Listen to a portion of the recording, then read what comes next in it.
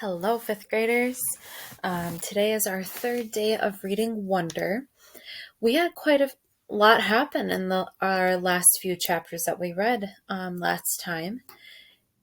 Augie, finished the tour with Jack, Will, Charlotte, and Julian. He ended up saying that he wanted to go to school, and we saw what the first part of his first day of school was like. Now we are going to continue with this first day of school on page 43. The chapter is titled Lamb to the Slaughter. So that's a very interesting title. We're on page 43. We're going to be reading through page 60 today. All right, let's get started. Lamb to the slaughter. Like a lamb to the slaughter. Something that you say about someone who goes somewhere calmly, not knowing that something unpleasant is going to happen to them. I Googled it last night. That's what I was thinking when Miss Petosa called my name and suddenly it was my turn to talk. My name is August. Sorry, I don't understand. All right, guys, sorry. Google just interrupted my recording. Let's try that again. That's what I was thinking when Miss Petosa called my name and suddenly it was my turn to talk. My name is August, I said, and yeah, I kind of mumbled it. What? Said someone. Can you speak up, honey? Said Miss Petosa.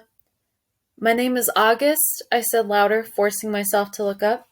I, have a sister named Via and a dog named Daisy, and, that's it. Wonderful, said Miss Petosa.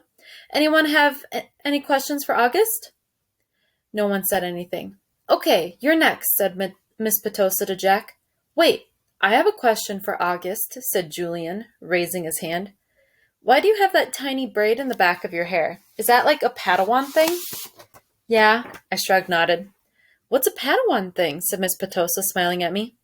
It's from Star Wars, answered Julian. A Padawan is a Jedi apprentice. Oh, interesting, answered Miss Petosa, looking at me. So are you into Star Wars, August? I guess, I nodded, not looking up, because what I really wanted was to just slide under the desk. Who's your favorite character? Julian asked. I started thinking maybe he wasn't so bad. Jango Fett. What about Darth Sidious? He said. Do you like him? Okay, guys, you can talk about Star Wars stuff at recess, said Miss Petosa cheerfully. But let's keep going. We haven't heard from you yet, she said to Jack. Now it's Jack's turn to talk, but I admit I didn't hear a word he said. Maybe no one got the Darth Sidious thing, and maybe Julian didn't mean anything at all. But in Star Wars Episode 3, Revenge of the Sith, Darth Sidious's face gets burned by Sith lightning and becomes totally deformed. His skin gets all shriveled up and his whole face just kind of melts. I peeked at Julian and he was looking at me. Yeah, he knew what he was saying. Page 45, Choose Kind. There was a lot of shuffling around when the bell rang and everybody got up to leave. I checked my schedule and it said my next class was English, room 321. I didn't stop to see if anyone else from my homeroom was going my way. I just zoomed out of the class and down the hall and sat down as far from the front as possible. The teacher, a really tall man with a yellow beard, was writing on the chalkboard. Kids came in laughing and talking in little groups, but I didn't look up. Basically the same thing that happened in homeroom happened again. No one sat next to me except for Jack, who was joking around with some kids who weren't in our homeroom. I could tell Jack was the kind of kid other kids like. He had a lot of friends. He made people laugh. When the second bell rang, everyone got quiet, and the teacher turned around and faced us. He said his name was Mr. Brown, and then he started talking about what we would be doing this semester. At a certain point, somewhere between A Wrinkle in Time and Shen of the Sea, he noticed me but kept right on talking. I was mostly doodling in my notebook while he talked, but every once in a while I would sneak a look at the other students. Charlotte was in this class. So were Julian and Henry. Miles wasn't. Mr. Brown had written on the chalkboard in big block letters, Precept. Okay, everyone, write this down at the very top of the very first page in your English notebook. As we did what he told us to do, he said, okay, so who can tell me what a precept is? Does anyone know? No one raised their hands. Mr. Brown smiled, nodded, and turned around to write on the chalkboard again. Precepts equal rules about really important things. Like a motto, someone called out. Like a motto, said Mr. Brown, nodding as he continued writing on the board. Like a famous quote. like a line from a fortune cookie, any saying or ground rule that can motivate you. Basically, a precept is anything that helps guide us when making decisions about really important things. He wrote all that on the chalkboard and then turned around and faced us. So, what are some really important things? He asked us. A few kids raised their hands, and as he pointed at them, they gave their answers, which he wrote on the chalkboard in really, really sloppy handwriting. Rules, schoolwork, homework. What else? He said as he wrote, not even turning around. Just call things out. He wrote everything everyone called out. Family, parents, pets. One girl called out, the environment. The environment. He wrote on the chalkboard and added, our world. Sharks, because they eat dead things in the ocean, said one of the boys, a kid named Reed, and Mr. Brown wrote down sharks. Bees, seatbelts, recycling, friends. Okay, said Mr. Brown, writing all those things down. He turned around when he finished writing to face us again. But no one's named the most important thing of all. We all looked at him out of ideas. God? Said one kid, and I could tell that even though Mr. Brown wrote God down, that wasn't the answer he was looking for. Without saying anything else, he wrote down, who we are. Who we are, he said, underlining each word as he said it. Who we are, us, right? What kind of people are we? What kind of person are you? Isn't that the most important thing of all? Isn't that the kind of question we should be asking ourselves all the time? What kind of person am I? Fifth grade, we're going to stop. I want you to think about what kind of person you are. Think about how you act with your friends or your siblings, with your parents. Is your first instinct when someone falls down to help them up or watch? What kind of person are you? What makes you who you are? And as we go throughout the book, and we've already been doing this, we're thinking about what kind of people our characters are. I've been asking you to think of character traits for our characters and, just kind of getting a feel for if they're a nice person, if they're a kind person. And that's a big theme in this book, kindness. Okay, did anyone happen to notice the plaque next to the door of the school? Anyone read what it says? Anyone? He looked around, but no one knew the answer. It says, know thyself, he said, smiling and nodding. And learning who you are is what you're here to do. I thought we were here to learn English, Jack cracked, which made everyone laugh. Oh yeah, and that too, Mr. Brown answered, which I thought was very cool of him. He turned around and wrote in big, huge block letters that spread all the way across the chalkboard. Mr. Brown's September Precept. When given the choice between being right or being kind, choose kind. Okay, so everybody, he said, facing us again, I want you to start a brand new section in your notebooks and call it Mr. Brown's Precepts. He kept talking as we did what he was telling us to do. Put today's date at the top of the first page, and from now on, at the beginning of every month, I'm going to write a new Mr. Brown precept on the chalkboard, and you're going to write it down in your notebook. Then we're going to discuss what the precept and what it means. And at the end of the month, you are going to write an essay about it, about what it means to you. So by the end of the year, you'll all have your own list of precepts to take away with you. Over the summer, I ask all my students to come up with their very own personal precept, write it on a postcard, and mail it to me from wherever you go on your summer vacation. People really do that? Said one girl whose name I didn't know. Oh yeah, he answered. People really do that. I've had students send me new precepts years after they've graduated from the school, actually. It's pretty amazing. He paused and stroked his beard. But anyway, next summer seems like a long way off. I know, he joked, which made us laugh. So everybody relax a bit while I take attendance, and then when we're finished with that, I'll start telling you about all the fun stuff we're going to be doing this year. In English, he pointed to Jack when he said this, which was also funny, so we all laughed at that. As I wrote down Mr. Brown's September precept, I suddenly realized that I was going to like school, no matter what. So first, fifth grade, before we continue on to lunch. The next chapter.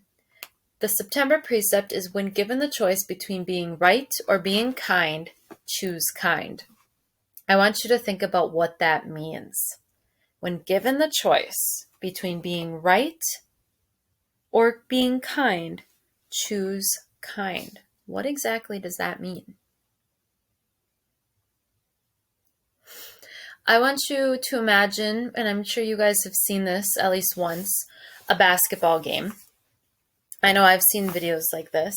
A basketball team or a basketball game where someone on one of the teams maybe isn't the best basketball player, or they don't get a lot of playing time.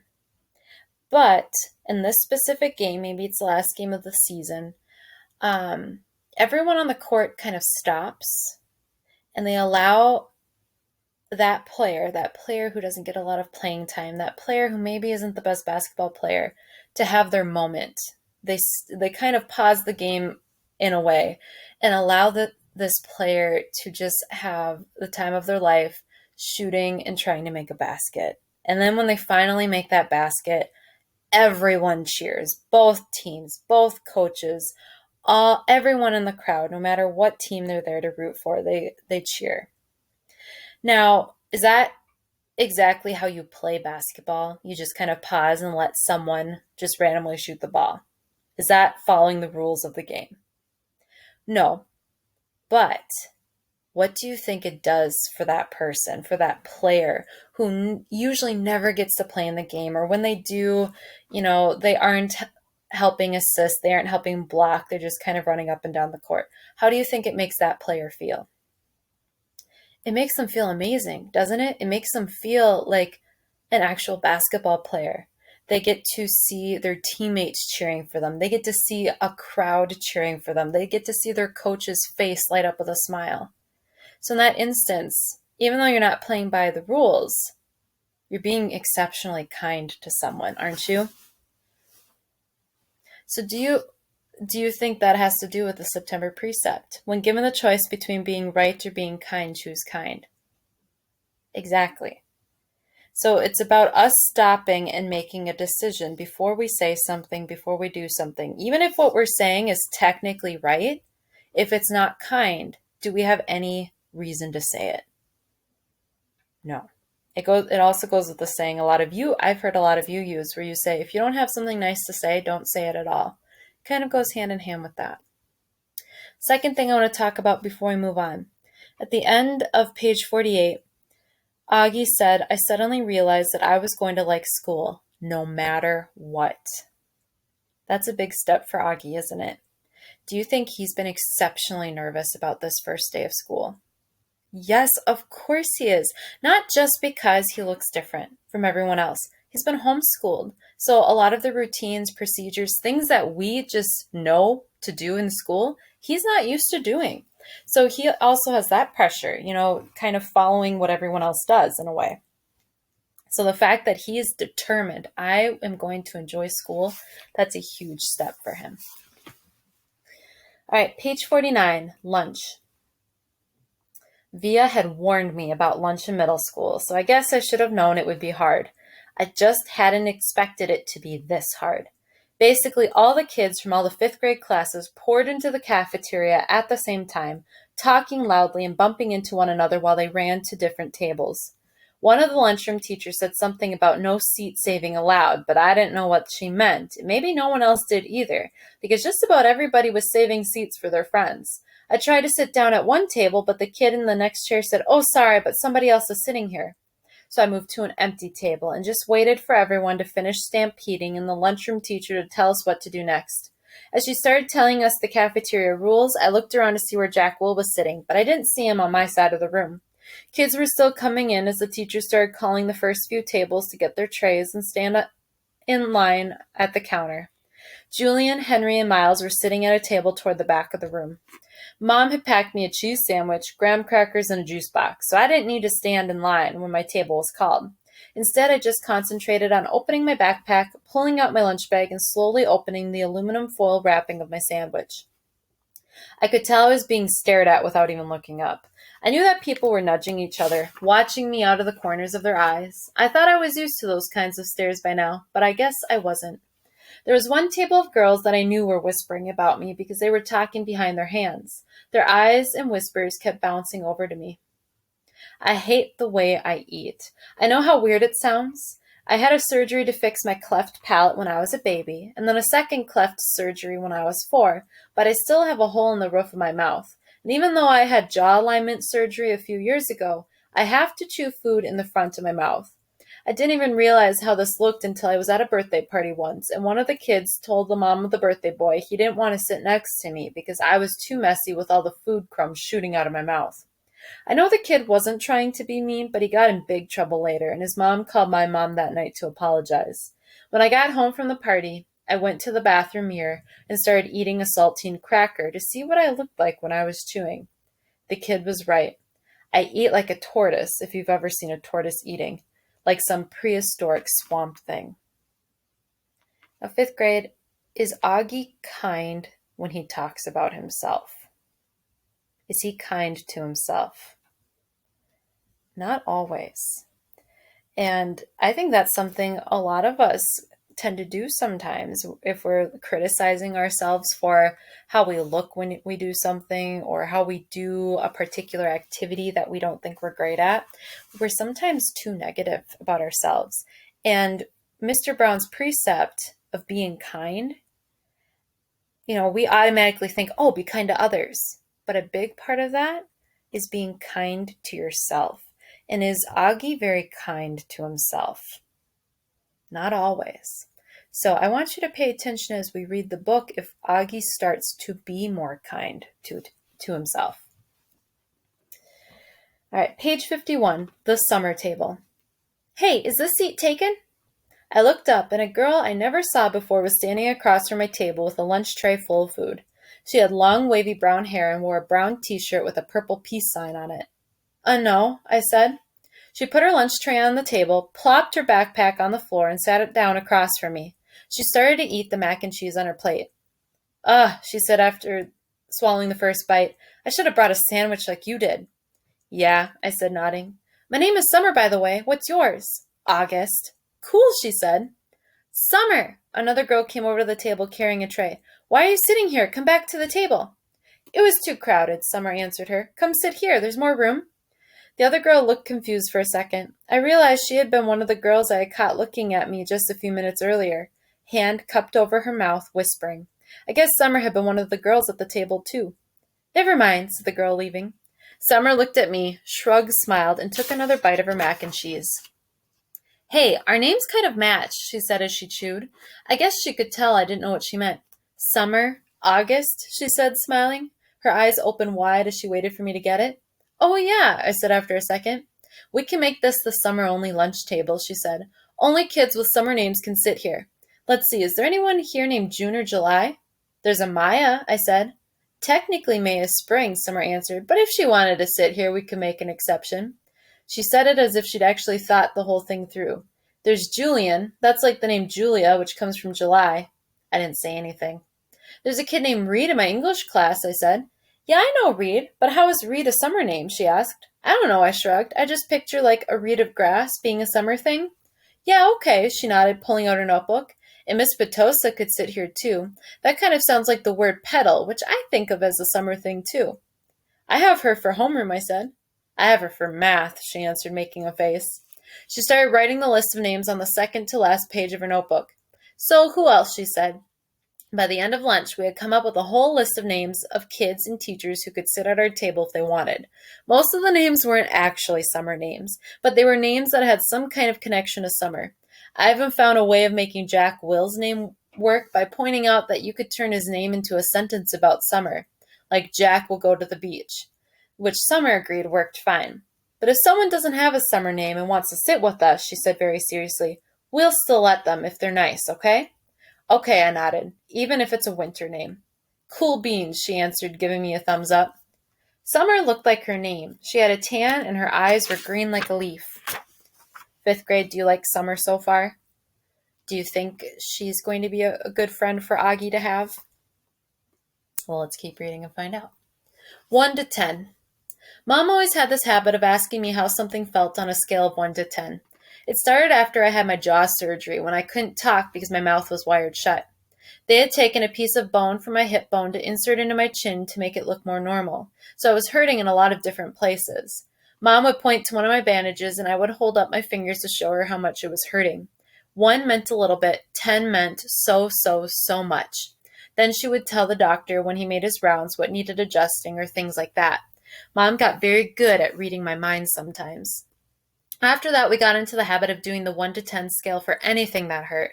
Like if I just had a plain old sore throat, she'd ask 1 to 10, and I'd say 3 or whatever it was.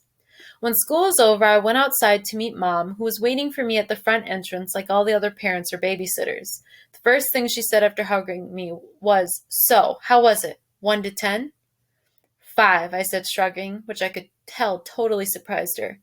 "Wow," she said quietly. "That's even better than I hoped for. Are we picking Via up?" "Miranda's mother is picking her up today. Do you want me to carry your backpack, sweetness?"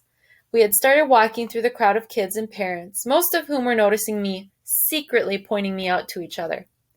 "I'm fine," I said. "It looks too heavy, Augie." She started to take it from me. "Mom," I said, pulling my backpack away from her. I walked in front of her through the crowd.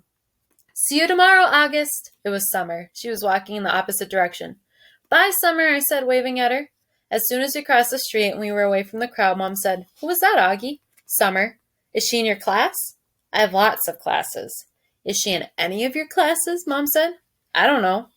Mom waited for me to say something else, but I just didn't feel like talking. "So it went okay," said Mom. I could tell she had a million questions she wanted to ask me. "Everyone was nice? Did you like your teachers?" "Yeah." "How about those kids you met last week? Were they nice?" "Fine, fine. Jack hung out with me a lot." "That's so great, sweetie. What about that boy Julian?"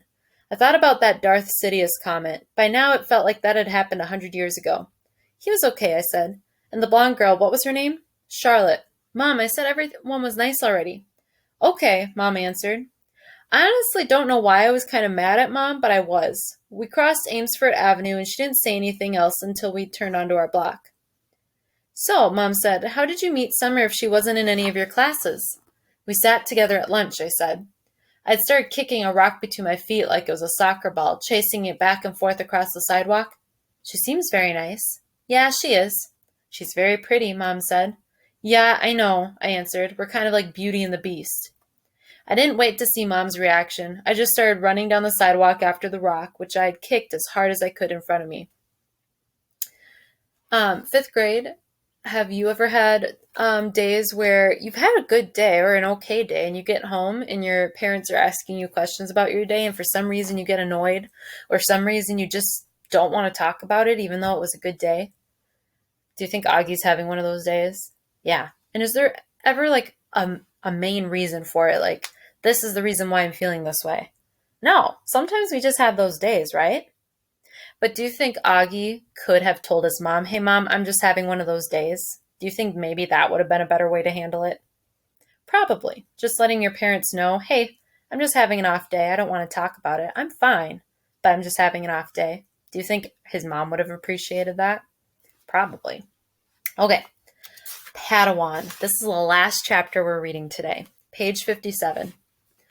That night, I cut off the little braid on the back of my head. Dad had noticed first. "Oh, good," he said. "I never liked that thing." Via couldn't believe I had cut it off. "That took you years to grow," she said, almost like she was angry. "Why did you cut it off?" "I don't know," I answered. "Did someone make fun of it?" "No." "Did you tell Christopher you were cutting it off?" "We're not even friends anymore." "That's not true," she said. "I can't believe you just cut it off like that," she added snottily, and then practically slammed my bedroom door shut as she left the room. I was snuggling with Daisy on my bed when Dad came to tuck me in later. He scooched Daisy over gently and lay down next to me on the blanket. "So, Augie Doggy," he said, "it was really an okay day?" He got that from an old cartoon about a dachshund named Augie Doggy, by the way. He had bought it for me on eBay when I was about 4, and we watched it a lot for a while, especially in the hospital. He would call me Augie Doggy, and I would call him Dear Old Dad, like the puppy called the dachshund Dad on the show. "Yeah, it was totally okay," I said, nodding. "You've been so quiet all night long." "I guess I'm tired. It was a long day, huh?" I nodded. "But it really was okay?" I nodded again. He didn't say anything, so after a few seconds, I said, "It was better than okay, actually."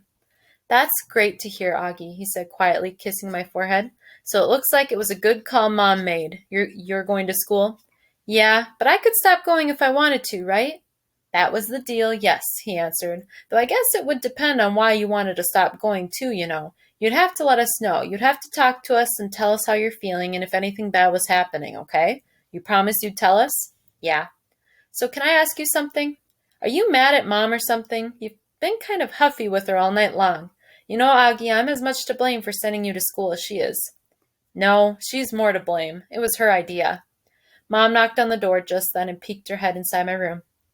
Just wanted to say good night, she said. She looked kind of shy for a second. Hi, Mama, Dad said, picking up my hand and waving it at her. I heard you cut off your braid, Mom said to me, sitting down at the edge of the bed next to Daisy. It's not a big deal, I answered quickly. I didn't say it was, said Mom.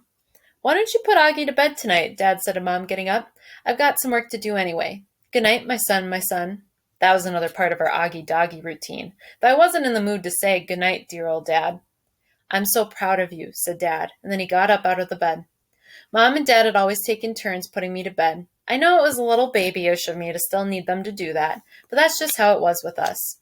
Will you check in on Via? Mom said to Dad as she lay down next to me. He stopped by the door and turned around. What's wrong with Via? Nothing, said Mom, shrugging. At least that she would tell me, but first day of high school and all that. Said Dad, and then he pointed his finger at me and winked. It's always something with you kids, isn't it? He said. Never a dull moment, said Mom. Never a dull moment, Dad repeated. Good night, guys. As soon as he closed the door, Mom pulled out the book she'd been reading to me for the last couple of weeks. I was relieved because I was really afraid she'd want to talk, and I just didn't feel like doing that. But Mom didn't seem to want to talk either. She just flipped through the pages until she got to where we had left off. We were about halfway through The Hobbit. Stop! Stop! Shouted Thorin, said Mom, reading aloud.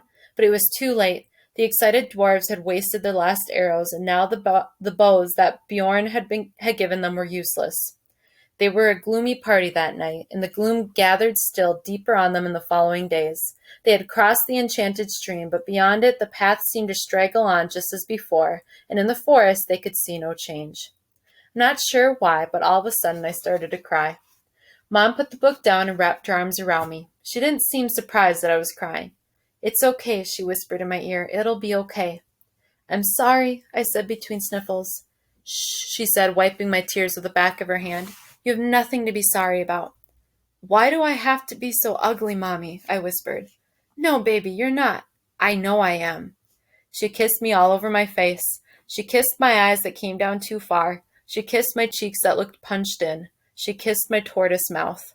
She said soft words that I know were meant to help me, but words can't change my face. That's where we're going to stop 5th grade. So kind of ending on a very emotional moment for Augie. Have you guys ever had a day where it was an okay day, but there have just been a lot of emotions and you think you're fine, maybe it's one of those days where you don't want to really talk to anyone, but then suddenly you just get a huge wave of emotion that makes you tear up and cry? Do you think Augie's having one of those days? Yeah, he had a lot happen, didn't he? And even though it wasn't necessarily sad, it was just a lot of emotion. And by the end of it, he's back to just wishing that he looked like everyone else. Do you empathize with him? Can you understand why he's feeling that way? Do you think it would be hard to be in Augie's position?